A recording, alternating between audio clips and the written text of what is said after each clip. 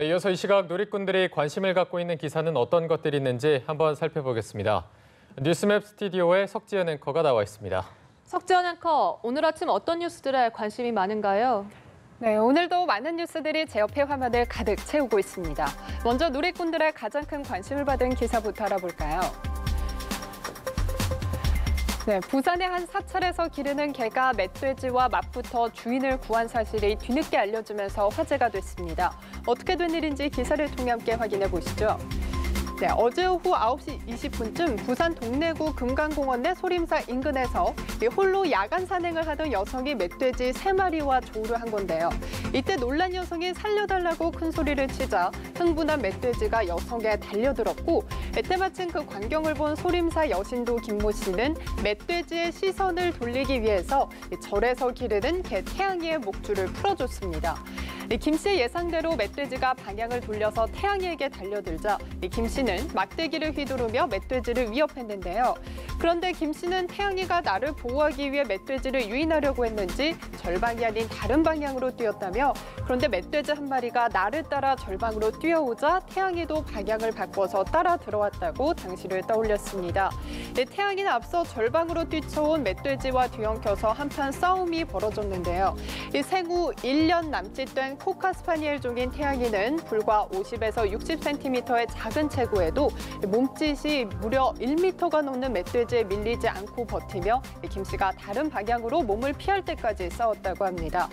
태양이의 분투에 여성 등산객과 김 씨는 무사했지만 태양이는 멧돼지의 엉덩이와 다리 부리를 수차례 물리면서 제대로 걷지도 못하는 상태라고 합니다.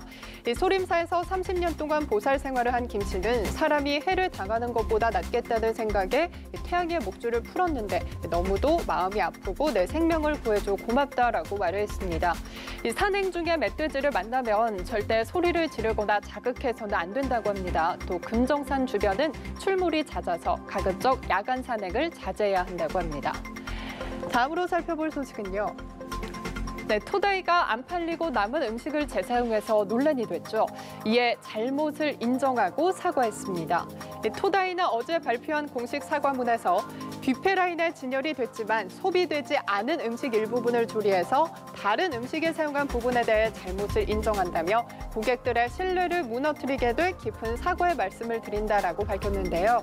이어 재조리 과정을 전면 중단하며 잃어버린 신뢰를 회복하기 위해서 더욱더 강화된 위생 매뉴얼과 체계적인 시스템으로 건강하고 또 안전한 음식을 제공하기 위해서 노력하겠다라고 덧붙였습니다.